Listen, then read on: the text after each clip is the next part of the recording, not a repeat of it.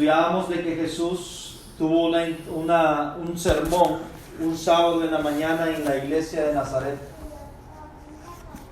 Un sermón mesiánico que causó perplejidad, confusión, odio, rechazo y una acción de parte de la iglesia de Nazaret al punto que si lo iban a matar. Después fuimos al libro de Isaías, donde se encuentra relatada la profecía mesiánica que Jesús había leído allá en la sinagoga de Nazaret. Y estudiábamos de que la profecía mesiánica de Isaías 61 está dividida en dos fracciones. No obstante, el pueblo judío la había aplicado para un solo tiempo, pasando por alto de que la profecía se iba a aplicar en dos diferentes tiempos, aunque el único que podía o la puede desarrollar a su plenitud solamente Jesús, tanto en la primera como en la segunda parte. Estudiábamos de que la venganza de Dios va a tener su efecto, y principalmente el primer efecto que va a causar la venganza de Dios es precisamente en Sión, que de ese día de venganza, o el inicio de ese día de venganza, trae como resultado un grupo de enlutados que quedan en Sión, obviamente quedando enlutados porque pierden a seres queridos. Pues de lo contrario, Isaías no estaría diciendo que quedan enlutados. A estos que quedan enlutados, y obviamente porque quedan con vida, se les llama más adelante árboles de justicia, y Dios los glorifica a ellos para que a la vez ellos vayan a las naciones y publiquen la gloria de Dios, según lo que dijo Isaías 66, 19 y 20. Ellos llevan una misión para ir al mundo. La misión que ellos llevan es traer a todos sus hermanos de entre todas las naciones como ofrendas en justicia para Dios, según el versos 20 del capítulo 66 de Isaías.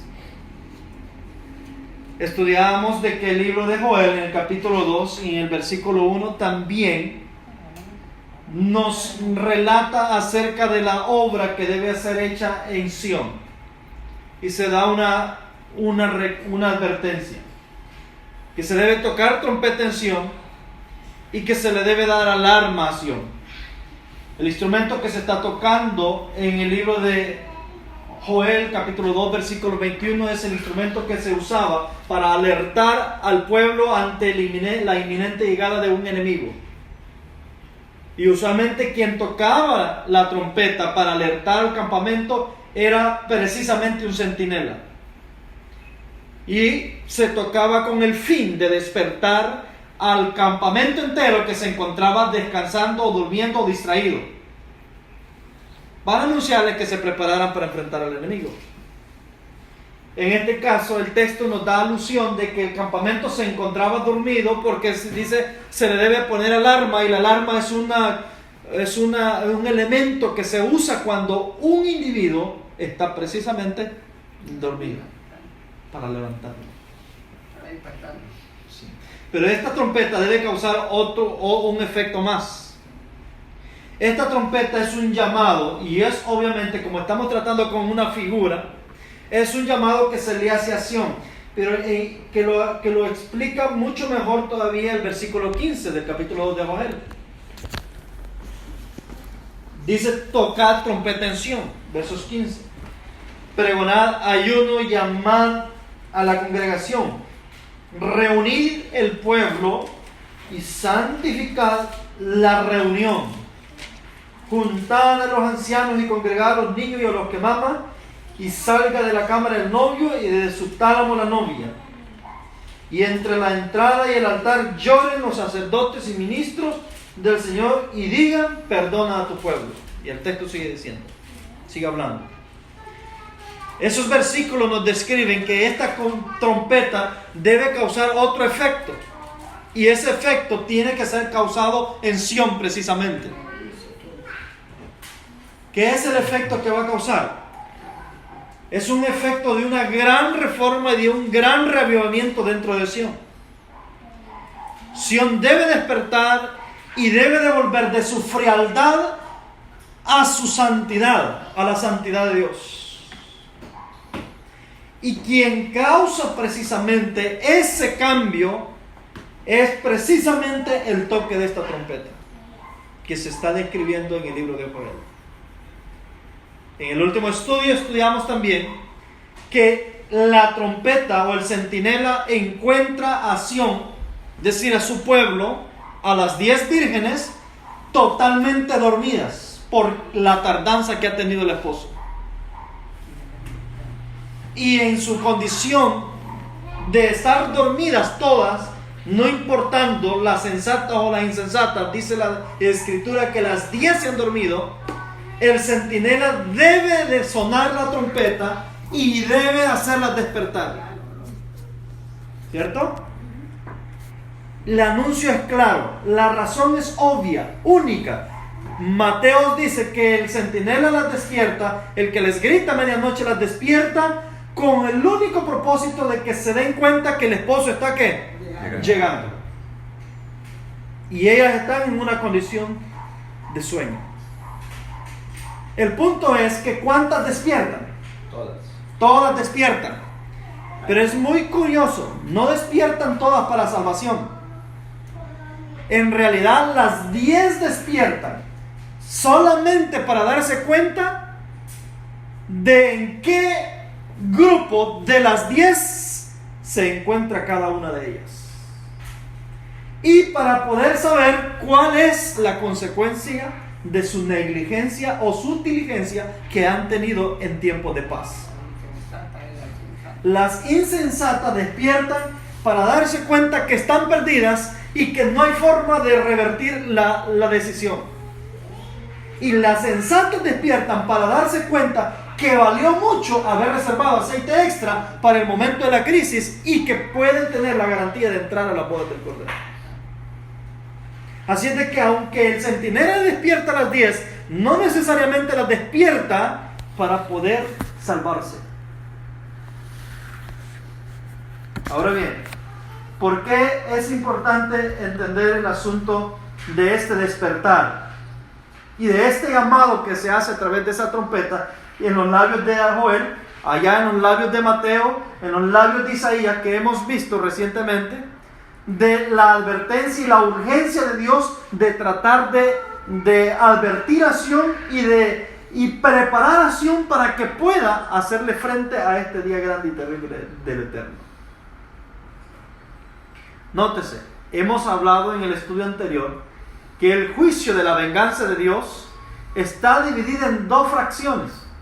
Y la primera en poder entrar en ese proceso de venganza es precisamente aquellos que Dios les confió una misión y estos, en lugar de cumplir la misión, hicieron lo opuesto. Es decir, siguieron lo contrario de lo que Dios había indicado. Dios nos ha conferido una misión a todos como adventistas del séptimo día. Y fue la misión de ser ejemplo al mundo, ser testimonio vivo ante las naciones, cabeza ante los gentiles y poder poner el nombre de Dios en alto. En ningún momento Dios nos encargó la misión de rebajarnos al nivel del mundo, sino más bien por el contrario, de marcar una clara diferencia entre el mundo y nosotros, para que ellos sepan de que nosotros somos verdaderamente hijos de Dios. Al ver esa marcada diferencia, muchos desearían poder llegar a esa esfera y alcanzar un grado noble, santo y puro de lo que Dios esperaba o espera que como pueblo adventista seamos. Pero ha ocurrido un fenómeno en el proceso. A pesar de que es una misión clara y contundente que Dios nos ha entregado, desgraciadamente ha ocurrido un cambio de dirección. Y en ese sentido se ha traicionado el cometido que Dios nos encargó como pueblo, como el último pueblo que Dios ha dejado en esta tierra. Dice en el libro de Testimonios para los Ministros, en la página 86, El estudio también está en estos folletos, por si quieren, no alcanzaron a ver muy bien ahí, pueden ir viendo aquí. Ahí van saliendo las cifras.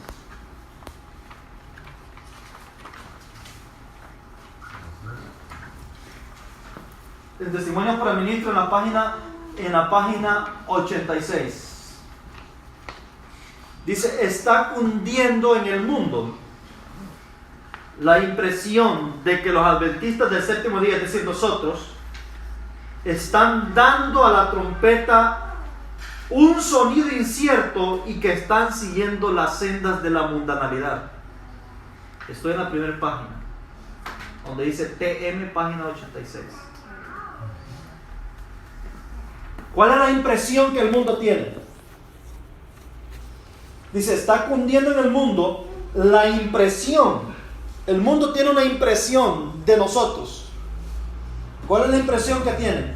De que nosotros como pueblo adventista le estamos dando a la trompeta, esa trompeta, le estamos dando a la trompeta un sonido incierto y que en lugar de marcar una diferencia clara y verídica entre nosotros y ellos, estamos siguiendo la misma línea que el mundo tiene. Entonces, ¿cuál es el primer fenómeno que ha repercutido en esto? Cuando el mundo ve de que el pueblo es igual a ellos, el mundo dice, ¿cuál es la razón de ser uno de ellos? Entonces viene la crisis. Convencer a un mundano para que sea un adventista se vuelve tan duro y difícil, al punto que tenemos que usar miles de recursos o miles de formas para tratar de enamorarlo y convencerlo a través de estrategias en muchas ocasiones humanas para tratar de convencerlo que ser un adventista es la mejor opción. Pero sin embargo el mundo no lo está viendo así. No está viendo una clara diferencia. No está viendo en qué él se puede beneficiar en llegar a ser ese adventista del séptimo día que se le está invitando a ser. Entonces, en lugar de cumplir el propósito del Creador, en lugar de cumplir el plan de Dios que se le encomendó a este pueblo adventista, de la cual todos usted y yo hemos llegado a ser parte, en lugar de cumplir, hemos hecho lo opuesto. Y hemos traicionado el cometido de Dios. El punto es, ¿hasta cuándo Dios seguirá permitiendo que se le siga traicionando? ¿Hasta cuándo? Esa es la pregunta. ¿Hasta cuándo Dios permitirá o continuará permitiendo que como pueblo nosotros le sigamos traicionando de esa manera? Entonces el mensaje selecto en el volumen 1 de la página 146 nos hace una invitación, la misma inspiración. Dice, levántese la iglesia y arrepiéntase de sus apostasías delante de Dios y despiértense los atalayas y den un sonido cierto a la trompeta. ¿Cuál es la invitación que hace el Señor entonces a través de la inspiración? Que la iglesia debe ¿qué? Despertarse. Muchos al querer evadir la realidad que como pueblo estamos afrontando, algunos terminan abandonando el barco y se van a excluirse o a recluirse o a aislarse con el propósito de buscar supuestamente la santidad que Dios estaba esperando, pero no es el paso a seguir que Dios está dando. O sea, la solución, y que debe ser obviamente individual de todos, la solución es levantarnos de nuestras apostasías. Debemos hacer una evaluación de dónde nosotros estamos pisoteando los principios y empezar una reingeniería, es decir, una reorganización, una reforma en nuestras vidas personales, para que pueda hacer un efecto positivo en nuestro semejante, en cada hermano que está al par nuestro y que adora juntamente con nosotros en el mismo día sábado, en la misma congregación.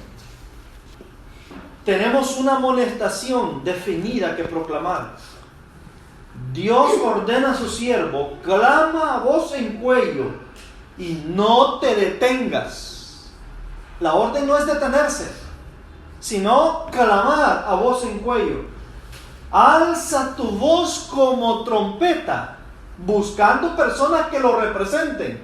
Eso es lo que Dios está haciendo, que alcen su voz como trompeta, anuncia a mi pueblo su rebelión y a la casa de Jacob su pecado. Y debe captarse la atención de la gente. A menos que se pueda hacer esto, es inútil todo esfuerzo. Es decir, si el pueblo no despierta y no sale de esa condición, es inútil todo esfuerzo. Y aunque descendiera un ángel del cielo y les hablara, sus palabras no les habrían más provecho que si estuviera hablando al frío oído de los muertos. De lo contrario, a menos que nosotros no despertemos y no levantemos nuestros pensamientos a alcanzar una norma de lo que Dios está esperando, Dios ya tiene agendado lo que finalmente va a hacer para arreglar el problema. El problema de la iglesia no lo va a arreglar ningún hombre, ni ningún hermano, ni ninguna persona humana. Realmente el problema del pueblo y de la condición por la que está pasando va a tener que ser intervenido por el mismo Dios para poder arreglar el problema. El problema es que para arreglar este problema van a ocurrir ciertos fenómenos de la cual Dios se va a ver obligado a hacer para ponerle fin a la realidad que como pueblo estamos viviendo.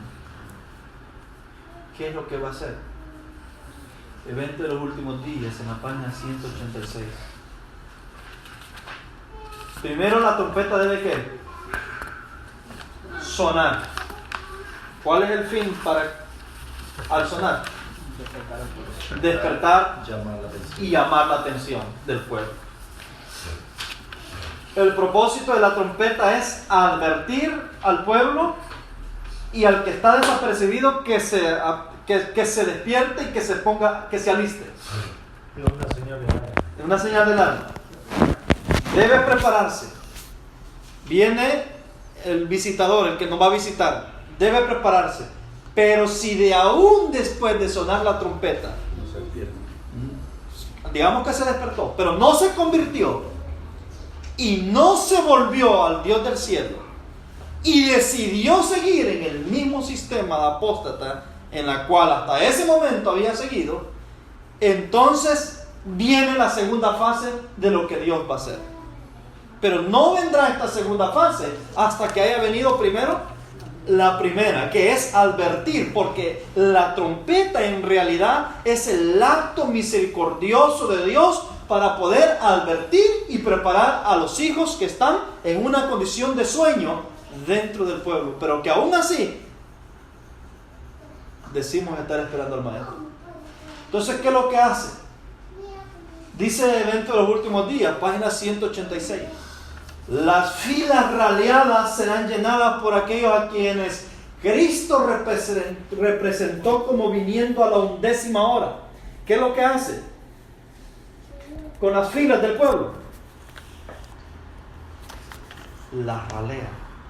¿Entienden el término ralear? Separa. Como cuando usted va a ralear un campo, porque ¿qué sé? Maíz siembran aquí, ¿no? Va a ralear un maíz, va a limpiarlo, va a quitar toda la maleza para que el maíz pueda producir fruto. Las filas raleadas serán llenadas por aquellos a quienes Cristo representó como viniendo a la 11ª hora. ¿Qué es lo que Dios hace? Ralea las filas del pueblo.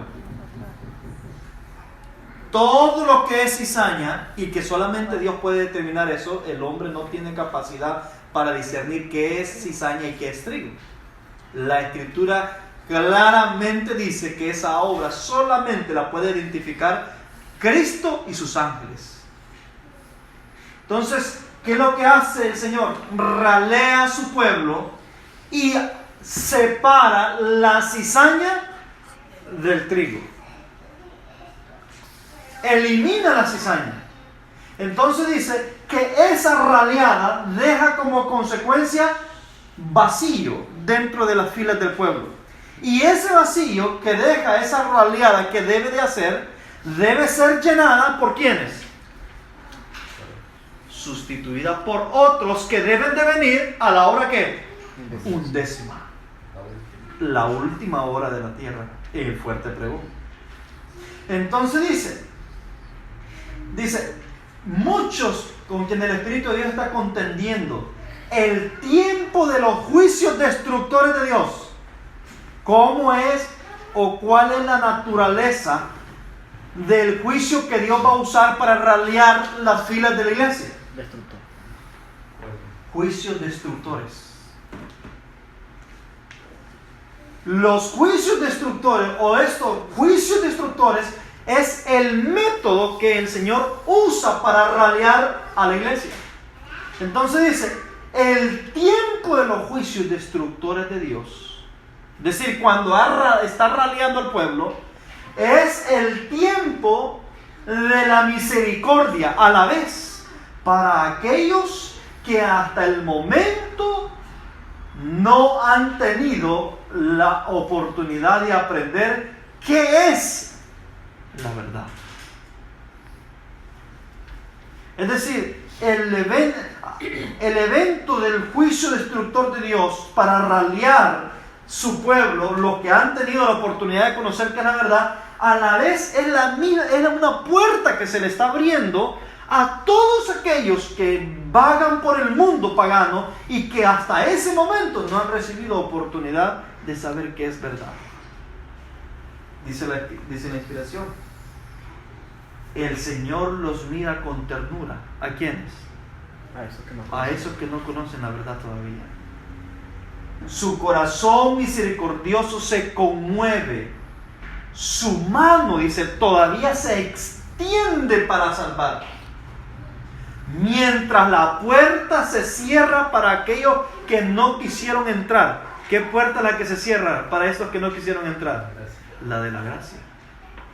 Mientras la puerta se cierra para estos que no quisieron entrar, es decir, los que son raleados, dice, será admitido un gran número de los que en los últimos días oirán la verdad por primera vez. Entonces, ¿qué quiere decir esto? Que la verdad se cierra, la gracia se cierra en dos diferentes fases. Primero se cierra ¿para quiénes? Para los que recibieron la oportunidad de conocer qué es la verdad, para Sión, y después todavía sigue abierta para Babilonia, para poder traer todos aquellos que hasta ese momento no habían conocido lo que era la verdad. Por eso la urgencia de Joel 2. Tocad trompeta en Sión. ¿Por qué la urgencia de Joel? ¿Por qué la urgencia de Isaías? Que se debe tocar trompeta en Sión, que se debe preparar Sión. Porque realmente la primera en sentir el juicio destructor de Dios es ¿quién? Es Sión. Es su pueblo. Es aquel pueblo que Dios le confirió la oportunidad de representarlo ante el mundo y lo traicionó. Exactamente el pueblo de Israel. Ya tenemos un tipo con Israel. Claro. Israel no hizo lo que Dios quería. Entonces Dios efectuó lo que tenía que efectuar. Ahora somos nosotros. Porque la historia se dejó para aprender nosotros. Y el pueblo que no conoce la historia está condenado a repetirla. Ahora somos nosotros. Hemos seguido una senda de la cual Dios no ha indicado que debemos seguir, como adventistas que somos. Y Dios nos invita a restaurar o a arreglar esa mala decisión. Si no lo hacemos, entonces viene el segundo punto de Dios.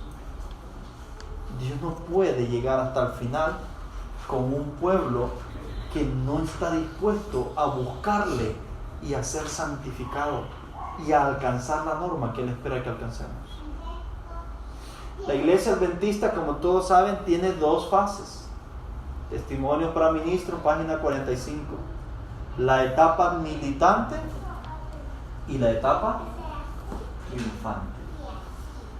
Eso es lo que dice la inspiración. Estamos actualmente en la etapa militante. Y la etapa militante es la etapa cuando la iglesia está indecisa, no se sabe si es de Dios o es del mundo. Está siguiendo sendas extrañas que no son las que Dios le ha indicado que debe de seguir. Para poderla mover a la etapa triunfante, y el término triunfante se denota del término de que va a triunfar o es triunfante sobre el pecado, que debe triunfar sobre el pecado, sobre la bestia, sobre el falso profeta y sobre Satanás. Por eso se le llama la etapa triunfante. Pero para triunfar y llegar a ese punto es necesario que pase el proceso refinador de Dios. Que hay elementos que debemos considerar de esa cita que recién leímos. Primer elemento es que las filas de la iglesia serán raleadas. El segundo es que los conversos de la hora undécima llenarán las filas vacías que quedan a causa de esa raleada que Dios hace. El tercer punto es que vienen juicios destructores de Dios para los que conocen la verdad pero fueron infieles, y obviamente dentro del pueblo. El cuarto punto es que habrá otra oportunidad de salvar a los que están fuera en otras iglesias y el mundo, pero en la hora undécima, es decir, en el último pregón de Dios en esta tierra. En el quinto punto es que la puerta de gracia se cerrará en dos fases. Primero para la iglesia que conoció la verdad, y segundo para el mundo. De la cita anterior, la paciencia de Dios tiene un límite. Dice Manuscritos Inéditos, volumen 1, página 241. No sé si en Ecuador ya existe ese libro, pero la división lo ha distribuido ya en las librerías. Está ahí recién traducido, solo estaba en inglés. Dice acá: no por mucho tiempo el Señor tolerará a su pueblo, a quienes le han sido reveladas grandes e importantes verdades, pero que han rehusado traer estas verdades dentro de su experiencia individual. ¿Qué dice la inspiración? No por mucho tiempo el Señor tolerará a su pueblo. Él ha determinado un tiempo que solo Él conoce para su pueblo, para tolerar todo lo que Él está haciendo, a pesar de que se le han revelado grandes e importantes verdades, pero que se rehúsan a traer esas verdades dentro de su experiencia individual, es decir, a la práctica.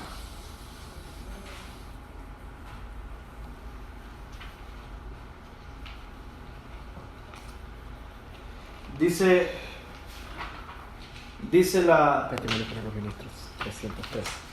la sierva de Dios: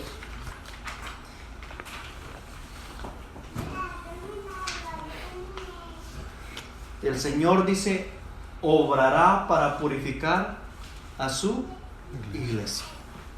O sea, nótese de que Dios tiene una agenda y Él va a seguir su agenda. Nos guste o no nos guste, Él no se va a quedar con los brazos cruzados y tener a una iglesia no purificada hasta el último día de la historia de este mundo, en una condición confabulada con el mundo. La inspiración nos está diciendo que el Señor obrará, y lo está poniendo al futuro, obrará para purificar su iglesia. Y no le va a pedir permiso a nadie. No es el deber de Dios pedirle permiso a su iglesia para intervenirla. Sencillamente lo va a hacer. Hay un profeta que está diciendo que lo va a hacer. Muchos profetas dicen están diciendo que lo va a hacer, que no se va a quedar con los brazos cruzados. Os digo, dice, en verdad, de que el Señor está por trastornar las instituciones que llevan su nombre. Curiosamente, la manera de purificar al pueblo es trastornando las instituciones que llevan su nombre. Sigue diciendo, no puedo decir exactamente cuán pronto ha de comenzar este proceso refinador, pero no será diferido por mucho tiempo. Aquel, dice, cuyo aventador está en su mano, limpiará ¿qué? Su templo de su contaminación moral. Purificará cabalmente su estrado. Y Dios tiene un pleito con todos los que practican la menor injusticia, porque al hacerlo ellos rechazan la autoridad de Dios y ponen en peligro sus intereses en la expiación, la redención que Cristo ha emprendido a favor de todo hijo e hija de Abraham. Si Dios no purifica su iglesia y deja que su iglesia siga en ese estado, lo que Dios estaría haciendo es poniendo en peligro toda la obra de los intereses de la expiación y de la redención de Cristo. Y Dios no va a hacer semejante cosa. Es decir, Dios no va a poner en riesgo todo el plan de salvación por mantener una iglesia con diferentes tendencias mundanas o diferentes tendencias idolátricas sin purificarla. No va a tomar ese riesgo. Por eso es que la inspiración nos está diciendo que Él va a obrar. Y ojo, hermano, no es el ser humano el que la va a purificar. No es ningún hermano el que la va a purificar. No es ningún hombre. Esa purificación descansa exclusivamente en las manos de Dios. ¿Qué es lo que Dios va a hacer para advertirnos de esa inminente purificación? Nos va a enviar un trompetazo. Es decir, centinelas para que adviertan que la purificación es inminente y que Dios se propone limpiar toda maleza de lo que hay dentro de su pueblo. El no hacerlo sería un riesgo para la expiación y redención de Cristo. Dice en el conflicto de los siglos, ahora en la página 544, dice: solemnes son las escenas relacionadas con la obra final de la expiación. Incalculables son los intereses que ésta envuelve. Hermanos, tan incalculables son los intereses que allí está en riesgo la vida eterna. En ese proceso que Dios va a hacer. El juicio se lleva ahora adelante en el santuario celestial. Esta obra se viene realizando desde hace muchos años. Pronto, dice ella. Nadie sabe cuándo les tocará ser juzgados. ¿A quiénes? ¿Saben que nosotros somos expertos en el juicio sobre quiénes? Sobre los muertos. Del juicio que empieza en 1844. Pero desconocemos en gran manera la naturaleza del juicio sobre los vivos. Y sabe que hay una gran diferencia entre el juicio de los muertos y el juicio de los vivos. Y ahora vamos a ver la gran diferencia que hay. Porque es diferente en naturaleza el juicio de los vivos con el juicio de los muertos. Dice, nadie sabe cuándo les tocará ser juzgado a los vivos. En este, más que en cualquier otro tiempo, conviene que toda alma preste atención a la amonestación del Señor. Y ojo, póngale oído a esto que va a decir ella, relacionado a ese juicio de los vivos, que nadie sabe cuándo va a empezar. Dice, ¿cuál es la amonestación que el Señor da en relación a ese juicio de los vivos? Velad y orad, porque no sabéis cuándo será el tiempo. ¿Qué tiempo? Y si no velares, ¿qué dice? Vendré a ti como ladrón y no sabrás a qué hora vendré a ti. ¿Qué es lo que está relacionando la inspiración con el juicio de los vivos? A una visita que el Señor Jesús hace. ¿A quién? A su pueblo. Una visita que si no está velando el pueblo, va a recibir esa visitación como una visita de un ladrón, sin saber a qué hora habría de venir. Diferentes profetas en las Escrituras hablaron de este evento. El libro de... Solo vamos a leer un poco algunos versículos. En primera de Pedro 4:17 es un texto muy conocido.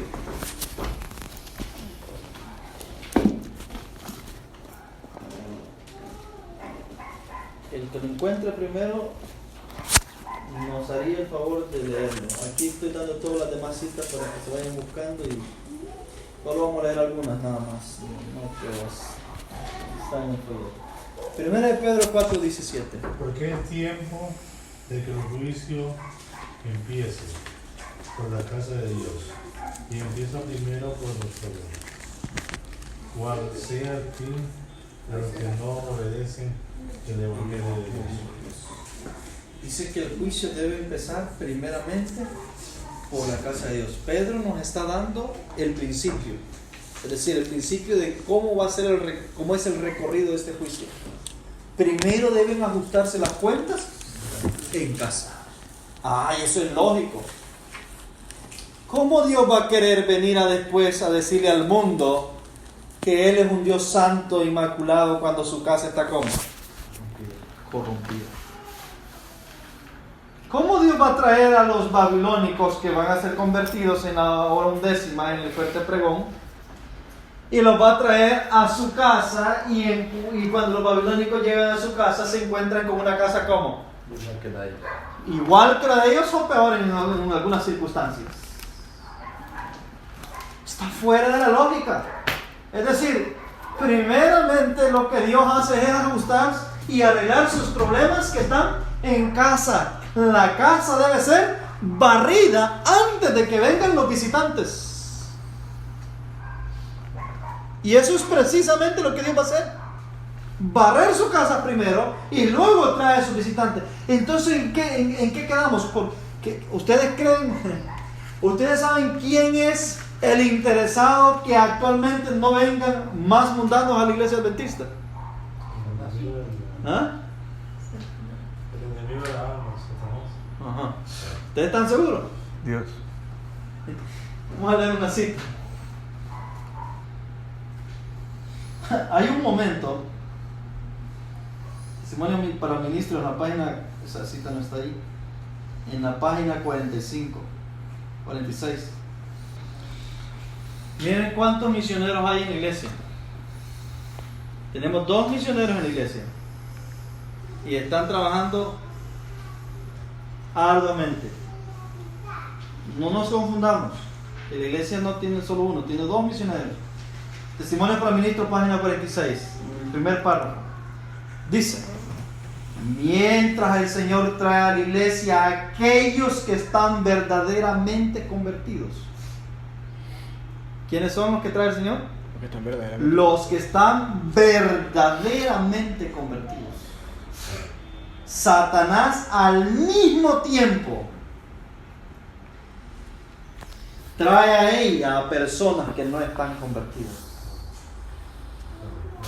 Mientras Cristo siembra las buenas simientes, Satanás siembra la cizaña. Sigue diciendo: hay 2 influencias opositoras que se ejercen continuamente sobre los miembros de la iglesia. Y una influencia trabaja para la purificación de la iglesia y la otra para la corrupción del pueblo de Dios. ¿Cuántos misioneros hay? 2. Cristo por un lado trae a los que están verdaderamente convertidos, y Satanás por otro lado trae a los que vienen de parte de Él. Y los trae al mismo lugar. Ahí están. Son mundanos. Son mundanos solamente adoptando el nombre de adventistas del 7º día. ¿Quién de los dos misioneros que ha traído gente a la iglesia ha traído más? Y ahora es el libro de Eventos de los Últimos Días en la página 176, pero si les parece más fácil, como hay diferentes ediciones de ese libro, el capítulo 12, primer párrafo. Eventos de los Últimos Días, capítulo 12, primer párrafo, para que no nos confundamos en las páginas. Dice: es una solemne declaración la que hago a la iglesia. Dice que esta declaración que va a hacer es que solemne, de que ni uno de cada 20 de aquellos cuyos nombres están registrados en los libros de la iglesia se haya preparado para terminar su historia terrenal, y que estaría tan ciertamente sin Dios y sin esperanza en el mundo como el pecador común. ¿Qué está diciendo la inspiración? Una solemne declaración, dice, que ni uno de cada 20 cuyos nombres están registrados en los libros de la iglesia estaría siendo considerado para la salvación, sino que estaría tan perdido, dice, como el pecador común que está en el mundo. ¿Quién ha traído más? ¿Quién es el que ha sido más ágil para traer eso? Satanás. Ese es el. Pero ¿por qué Satanás está interesado en meter su gente a la iglesia? Porque no quiere que nadie entrara. Mire, Satanás es un gran estratega. Satanás es un gran estratega, hermano. Pues con el enemigo, bueno, Satanás es estratega. El que estamos tratando con un individuo de estratega que ha tratado con inteligencias celestiales, no digamos inteligencias terrenales que somos nosotros. Estratega. Él conoce todo el sistema que gobierna el mundo, ¿cierto? ¿Cómo funciona? Por ejemplo, ¿cuál es el sistema de gobierno que está el popular que gobierna el mundo? Capitalismo. Capitalismo, sí, es el más popular. ¿Y qué es una de las cosas que propaga el capitalismo? La democracia. Todo sistema de gobierno capitalista debe regirse por la democracia, ¿cierto? Y se le impone a todos los países que adopten ese sistema. Y el que no lo adopta lo empiezan a atacar hasta que lo adopte. Ese es el sistema. ¿Satanás lo sabe? Sí. Pregunto, ¿cuál es el sistema de gobierno que la iglesia ha adoptado para gobernarse? Es el sistema democrático. Ahora, ¿cuál es la regla del sistema democrático? Para tomar yo una decisión acá con ustedes, ¿cuál sería la regla? Sabemos 3, 6, 7, 8. La libertad. Voto. Mayoría 50 más 1. Esa es la regla. ¿Satanás la sabe? Sí. Ese sistema es el que gobierna nuestra iglesia. Pero miren curiosamente, ¿por qué el interés de Satanás de meter cantidad de gente para que su gente sea mayoritaria y la gente de Dios sea minoritaria? Para dirigir la iglesia. Para tomar el control de la iglesia. Él es estratega, hermanos. Es inteligentísimo. Entonces él sabe que como el sistema que gobierna el pueblo es precisamente el sistema que el mundo tiene, pues él lo que va a hacer es tener la mayoría de su gente dentro y así él toma el control de las decisiones básicas que van a repercutir ante la sociedad y ante el mundo de lo que la iglesia va a hacer. La inspiración nos está diciendo que de entre los que Dios ha traído, tal vez de 20 haya uno. De los que son reconocidos por Dios que se van a salvar, de los que están ahí, siendo pésimos, de 20 podrían ser uno.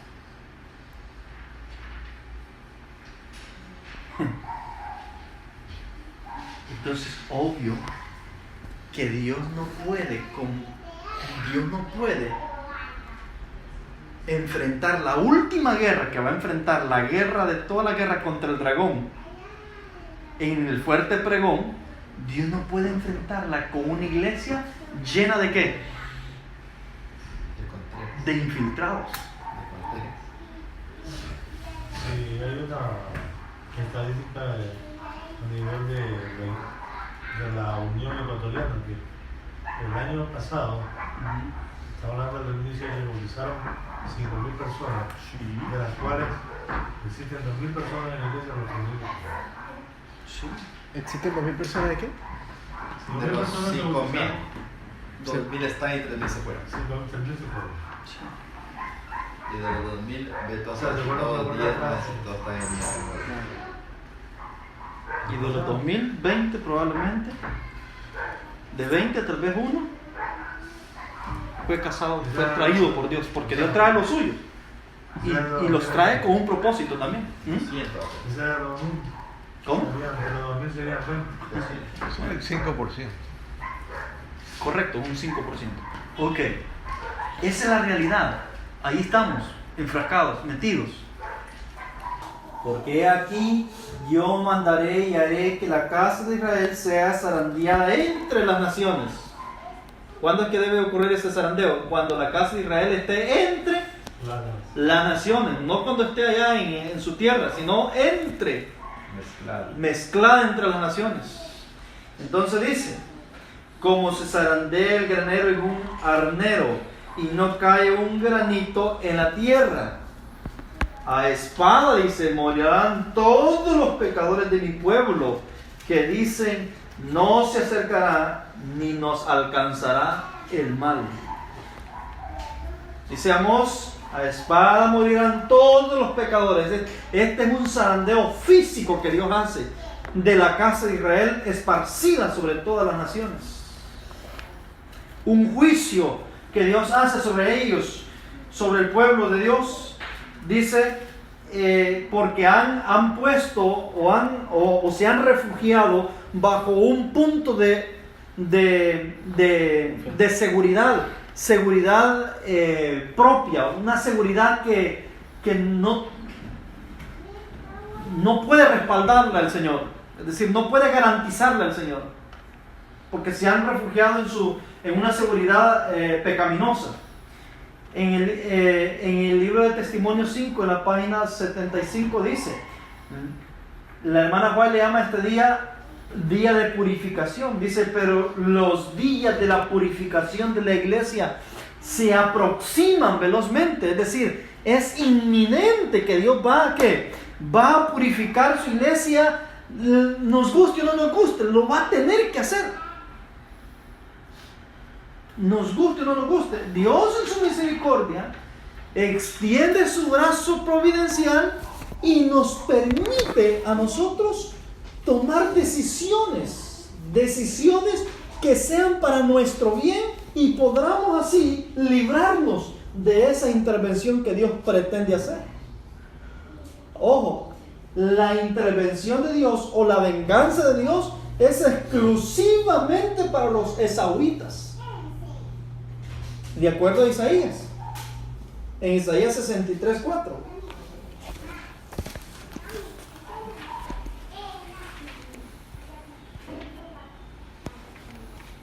Dice,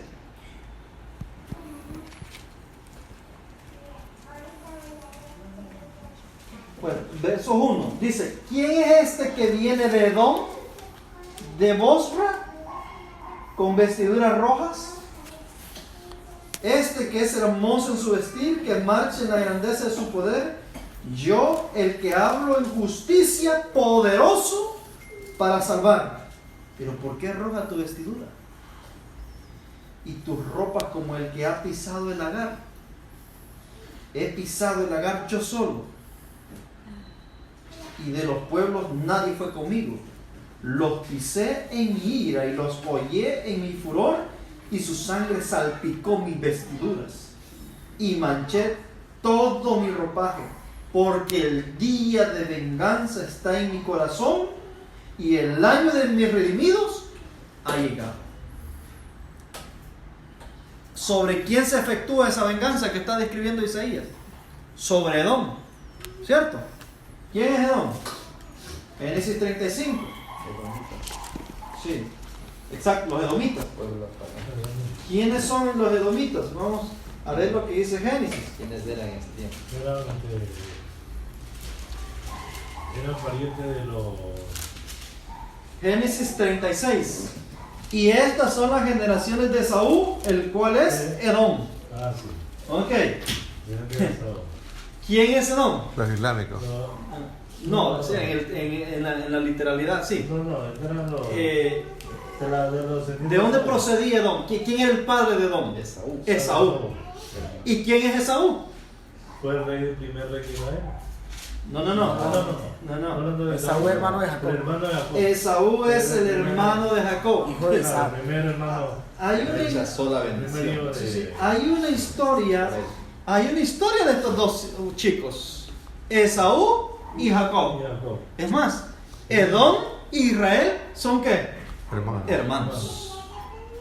Son hermanos. Unos son los jacobitas y otros son los esauitas, es decir, los edomitas o esauitas, el cual es el mismo.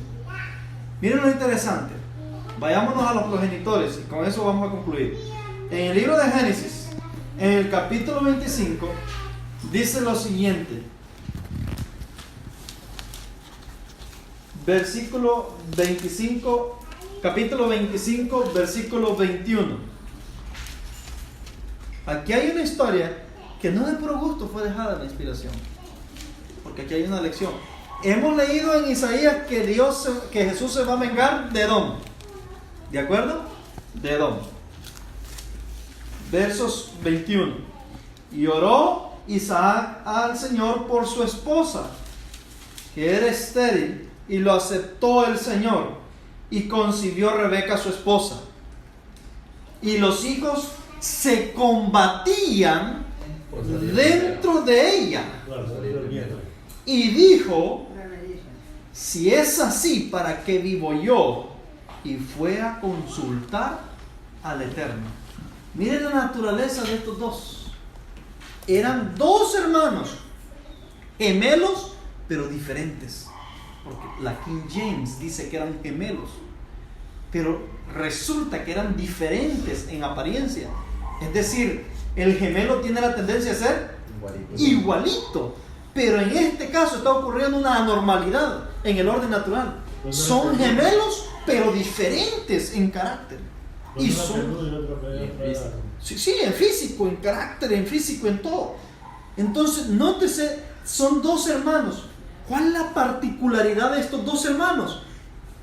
Que desde el vientre son enemigos. Desde el vientre están peleando.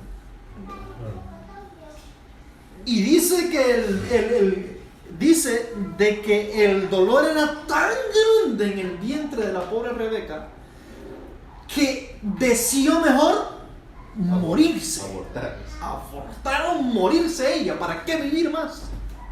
O sea, era un dolor tan cruel lo que estaba recibiendo por tener dos criaturas dándose golpes en el vientre. Entonces, ¿qué viene y qué hace Isaac? Entonces le dice que fue a consultar Isaac al Señor.